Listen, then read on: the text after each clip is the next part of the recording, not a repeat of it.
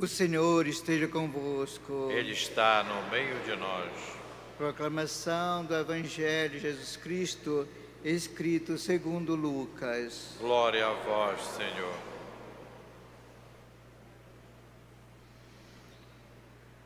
Naquele tempo, um fariseu convidou Jesus para uma refeição em sua casa.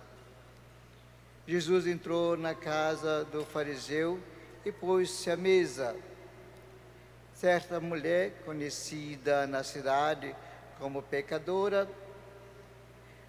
soube que Jesus estava à mesa na casa do fariseu. Ela trouxe um frasco de alabastro com perfume e, ficando por detrás, chorava aos pés de Jesus e, com as lágrimas, começou a banhar os pés, enxugava-os com os cabelos, cobria-os de beijos e os ungia com o perfume. Vendo isso, o fariseu que o havia convidado ficou pensando: se este homem fosse um profeta, saberia que tipo de mulher está tocando nele, pois é uma pecadora.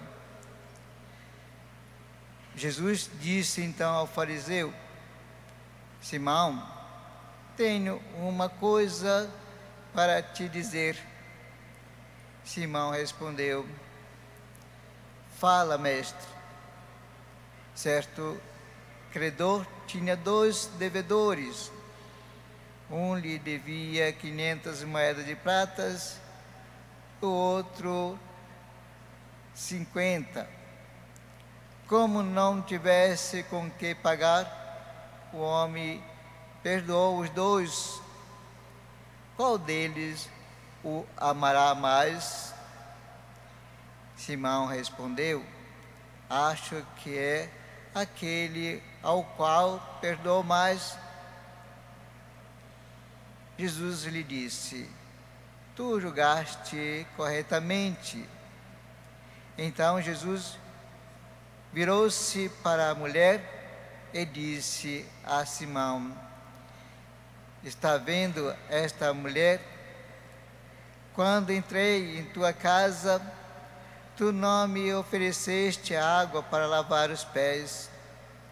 Ela, porém, banhou meus pés com lágrimas e enxugou-os com os cabelos. Tu não me destes o beijo de saudação. Ela, porém, desde que entrei, não parou de beijar os meus pés. Tu não derramastes óleo na minha cabeça. Ela, porém, ungiu meus pés com perfume. Por esta razão, eu te declaro: os muitos pecados que ela cometeu estão perdoados, porque ela mostrou muito amor. Aquele a quem se perdoa pouco, mostra pouco amor. E Jesus disse à mulher: teus pecados estão perdoados. Então, os convidados começaram a pensar: quem é este que até perdoa pecados? Mas Jesus disse à mulher: tua fé te salvou. Vai em paz. Palavra da salvação. Glória a vós, Senhor.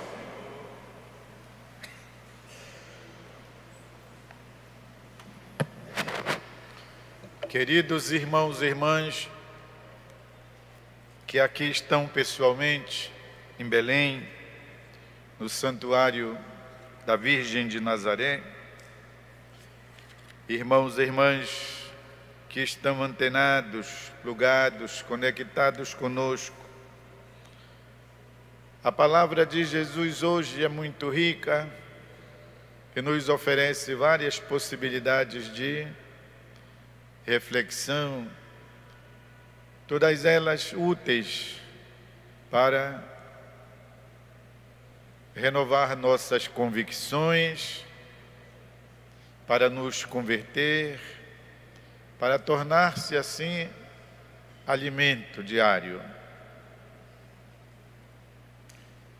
Não vale a pena viver de qualquer jeito. Temos que viver com dignidade. A vida nem sempre é retilínea.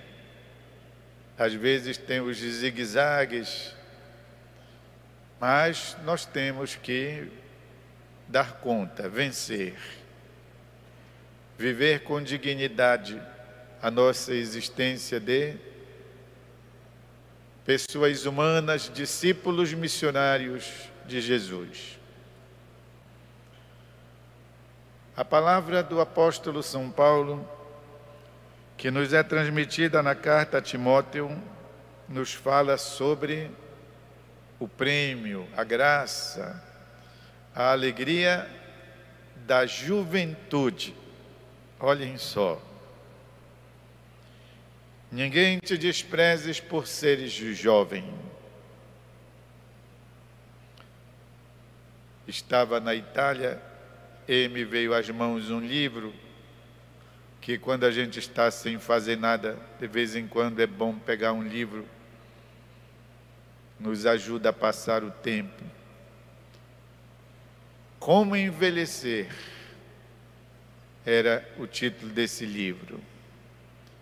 E dizia lá que o problema não era exatamente envelhecer, mas como envelhecer. Parece que não faz diferença, mas faz sim. Ou seja, não é largar o negócio aí que vai em cima, como o trem em cima de trilho descarrilhado, mas é como a gente vai fazendo. E dizia também como você se comporta. Da vecchio, se diz em italiano, ou seja, como você se comporta como velho, no sentido da idade.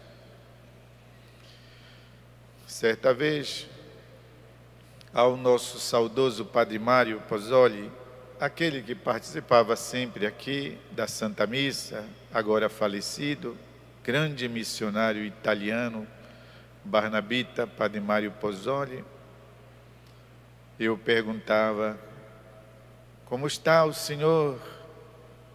E ele então me disse: envelhecendo. E eu, muito gentilmente, fui dizer: que é isso? Velho é o mundo. E ele então me repreendeu, certo? E me disse: não, preste atenção. A velhice é um problema.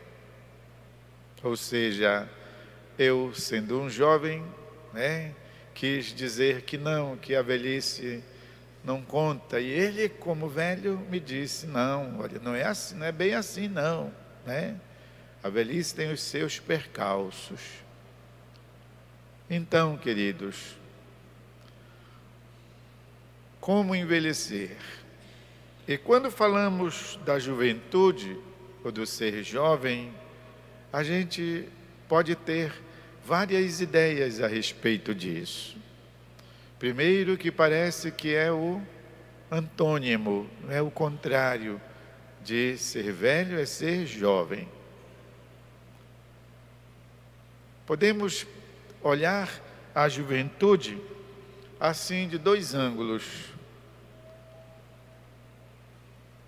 Quando se diz: os jovens serão o futuro, há quem diga: não, não é o futuro, o jovem é o presente, o jovem já existe, o jovem já está estabelecido. Muito bem, eu também concordo, e é verdade, porque não precisa esperar o futuro, para dizer que alguém existe, porque o jovem já é alguém constituído, e de fato existe, é uma força, é uma potência. Quando a gente é jovem, a gente pode muita coisa, e pode de maneira maravilhosa. Portanto, um elogio à juventude. Mas há também, não é isso, aquele poeta que dizia: jovens, envelhecei. Ou seja, quase dizendo que não era bom ser jovem, ou que o melhor, que o estágio melhor da vida é o da maturidade, que de alguma maneira ser jovem não era assim tão legal. Um poeta que diz: jovem, envelhecei, ou seja, não está bom ser jovem, adquira logo a maturidade. Assim o apóstolo São Paulo, pois, aconselha o jovem Timóteo: ninguém te despreze por seres jovem, pelo contrário, serve de exemplo na palavra, na conduta, na caridade, na fé, na pureza. Enquanto eu não chego, dedica-te à leitura, à exortação, ao ensino. Não descuides do dom da graça que tu tens e que te foi dado por indicação da profecia, acompanhada da imposição das mãos. Com perseverança põe estas coisas em prática, para que todos vejam o teu progresso. Cuida de ti mesmo e daquilo que ensinas. Mostra-te perseverante. Assim te salvarás a ti mesmo e também àqueles que te escutam. O apóstolo está falando da condição de jovem evangelizador, jovem profeta, jovem missionário que Timóteo era. Ou seja, o aconselha a dedicar-se a tudo aquilo que pode, então, fazê-lo crescer como pessoa, como gente, amadurecer. Jovens, envelhecei, dizia o poeta. Ou seja, prepare-se para a vida. Queridos irmãos e irmãs, também a nossa cidade está nesses dias vivendo assim, não é? Chocada por conta da quantidade de jovens que se suicidam, que se tiram a vida. Se falam 1.500 coisas sobre o que seriam os motivos. O certo é que todos nós ficamos contristados, um grande pesar. O jornal dizia: a cada 25 horas acontece um suicídio. Acontecem aqueles clamorosos que não se consegue esconder, e acontecem aqueles pelas casas que são abafados. Acontecem aqueles suicídios logo pabru, e acontecem aqueles em que os jovens vão morrendo aos poucos, vão se autodestruindo aos poucos. São muitas coisas. Fala-se também de um modismo, em que agora os adolescentes e os jovens parece que ficam na crista da onda quando se dizem ateus. Não é isso? Então, nada disso é legal. Essa moda custa caro. Uma vez mais retomamos, pois, a importância do valor da família, da educação humana, da transmissão dos valores, do respeito, da dignidade da condição humana, a importância do valor da transmissão da fé, uma fé verdadeira, uma fé autêntica, diríamos mesmo, uma fé comprovada, para que assim possamos viver todas as etapas da vida, não apenas da juventude, que todos nós que já passamos sabemos que é uma fase e infelizmente dura muito pouco. Jovens, a juventude é uma fase que dura muito pouco.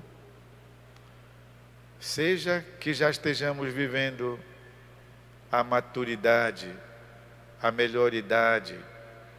Lá no Bolonha, a maturidade, a melhor idade começa aos 50, gente.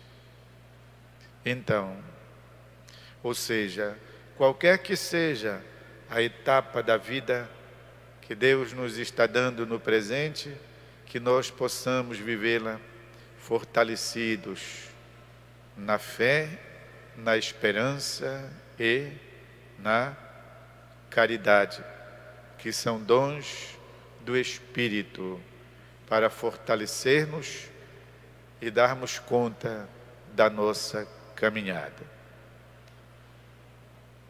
Vamos fazer um instante de silêncio.